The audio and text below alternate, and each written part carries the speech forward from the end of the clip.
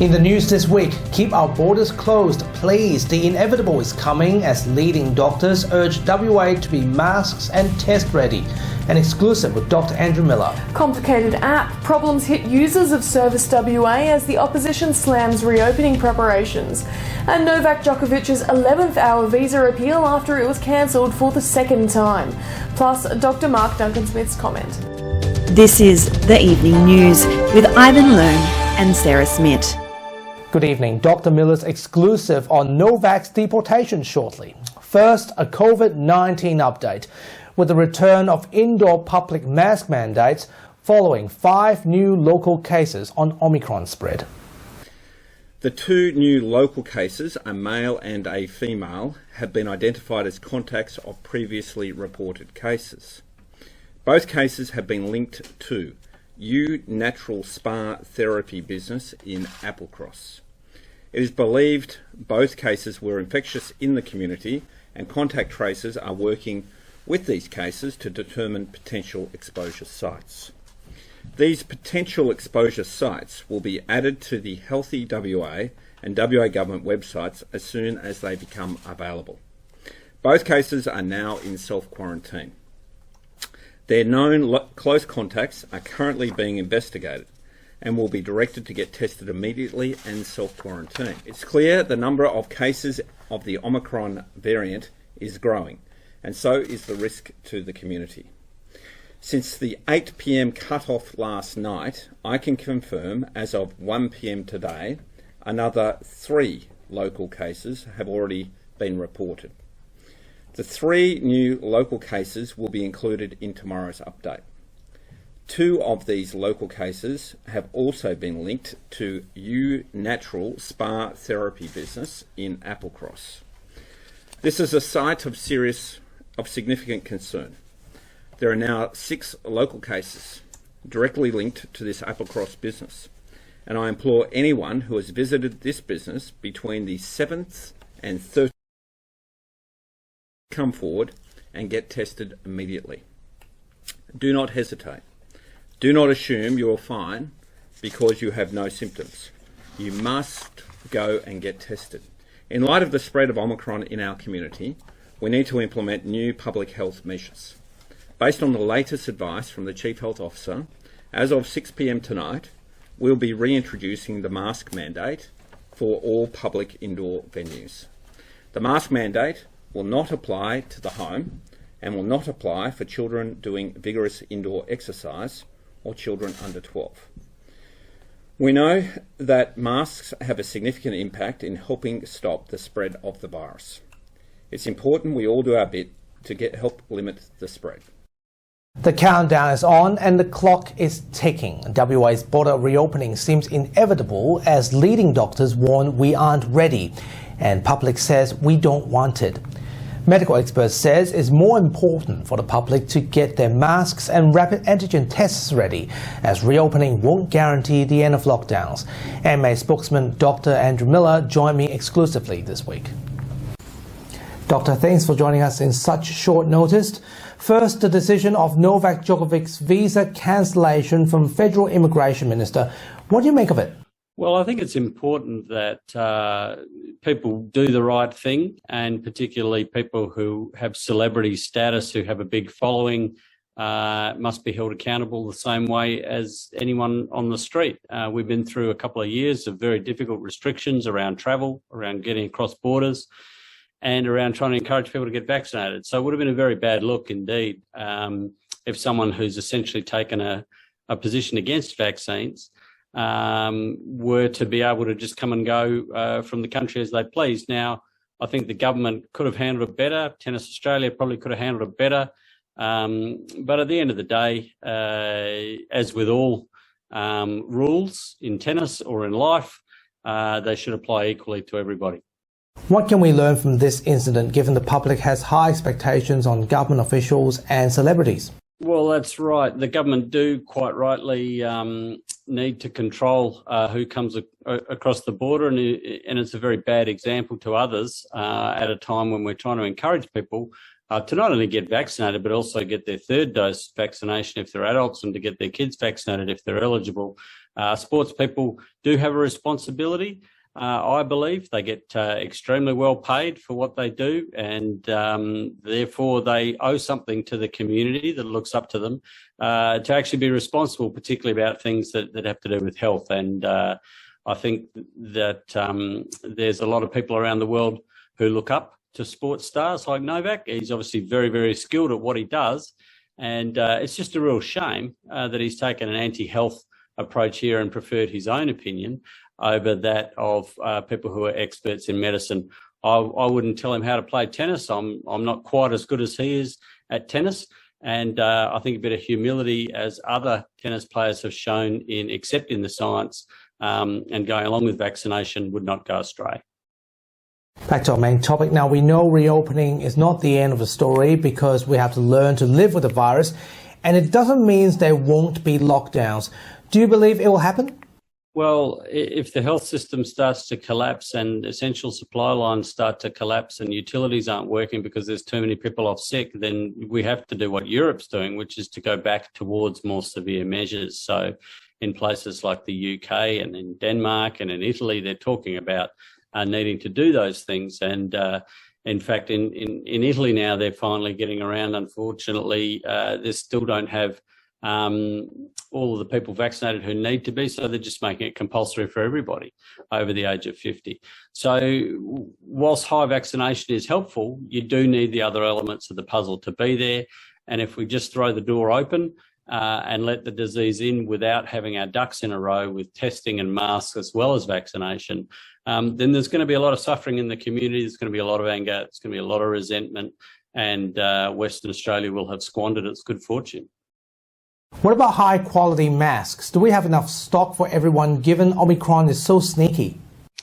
Well, the better the mask, the better the protection. And when you've got an airborne disease, particularly if you're in a polluted indoor environment, we haven't done enough to clean our indoor air with fresh air and with HEPA filtration, then the better quality mask, the better the protection. And so we should have properly sponsored local manufacturing of masks last year, just like we should have gotten a lot further down the track of making vaccines locally and HEPA filters locally, because these are things we're going to need. And not just for Omicron, we need to invest for the following variants, because if anybody thinks Omicron is the last variant, then they understand something that the rest of us in medicine don't, because we don't see why there's any logical reason that Omicron's the last wave. We've had the 4 big waves so far, and we don't talk so much about Wuhan, Alpha, Beta or Delta anymore, although Delta is still very much around on the East Coast and will come here if we open the border. We talk all about Omicron at the moment, but it makes no sense to think that will be the last variant, particularly because very few of the world's wider population are vaccinated so far. So all of the airborne protection things, such as good masks, will help with every variant. And if this goes for another few years yet, which most virology people think it will, then we need to start making masks here very soon. And finally, reopening doesn't mean no lockdowns and self-isolations. What are your preparation tips for our viewers right now? Well, I think that people need to be prepared for a few days of isolation, at least a week, possibly more, from the family as well as from the community. They need to have enough supplies to get through that. They need to have masks and the house set up in a way that they've worked out how it is that they're going to try and avoid infecting everybody in their home if they come in positive.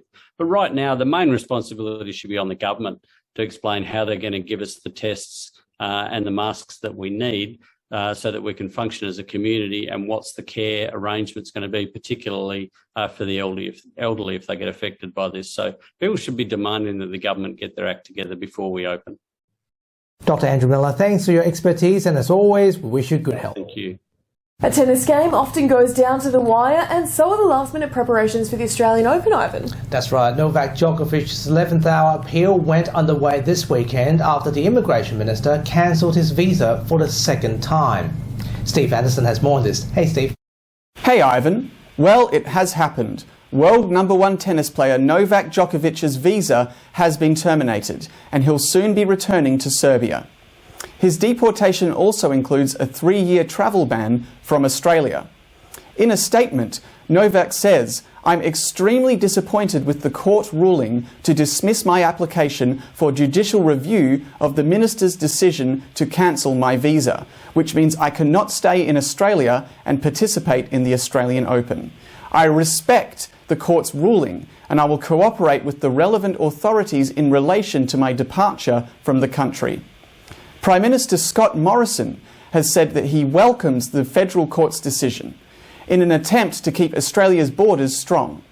A new one-stop shop COVID-safe app to check in and prove your vaccination is already experiencing problems as WA prepares to open its borders next month. Users have called ServiceWA complicated as the opposition slams the McGowan government's preparations for January 5. Nelson Liu reports. It's being billed as a one-stop shop to solve your COVID-19 safety as a brand new app on your smartphone, and it's already causing headaches for West Australians. Setting up your digital identity does take some time. But the state government says it'll make staying safe a lot more simpler. We are launching our new government app that will help with WA's safe transition. It's called ServiceWA and it allows users to show their proof of vaccination and check in safely, leaving you with no need to carry physical ID. It allows West Australians to show proof of vaccination, check in with Safe WA at businesses and venues, and to access their G2G passes for interstate travel, all in one convenient place. Launched this week, more than 1 million people have downloaded the app, but an overwhelming number of users have found it complicated.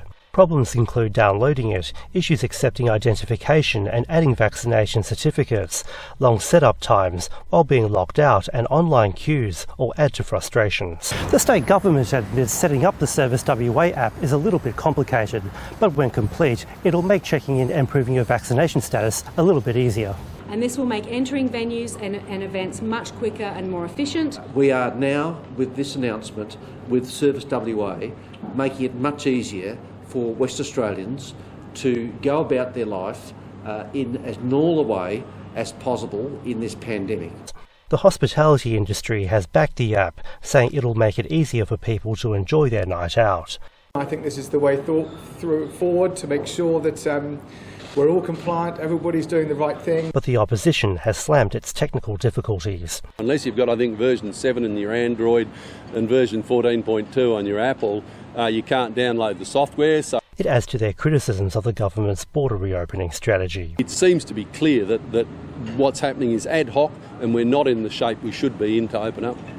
For now, the state remains on track to reopen on February 5. Nelson Liu, WAMN News. The Australian Nursing Federation's WA Secretary Mark Olsen has criticised the McGowan government's February 5th reopening date, saying there's a lack of plans to deal with the predicted surge in COVID patients. Mr Olsen also questioned why the WA government's opening borders while the eastern states' COVID rates of infections continue to peak. The ANFWA Secretary called for free rapid antigen tests for healthcare workers now rather than after COVID spreads within our state.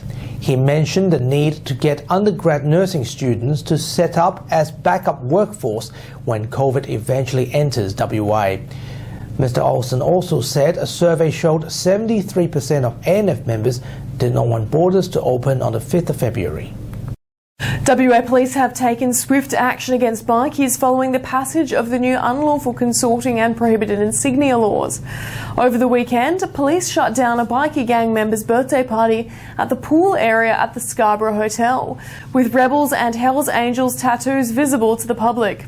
Attendees were detained by police and 5 members were charged with displaying a prohibited insignia, while 19 dispersal notices have been served on to other gang members.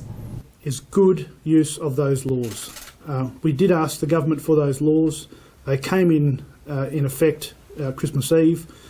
Since that date, we've issued 12 prohibited insignia notices against outlaw motorcycle gang members.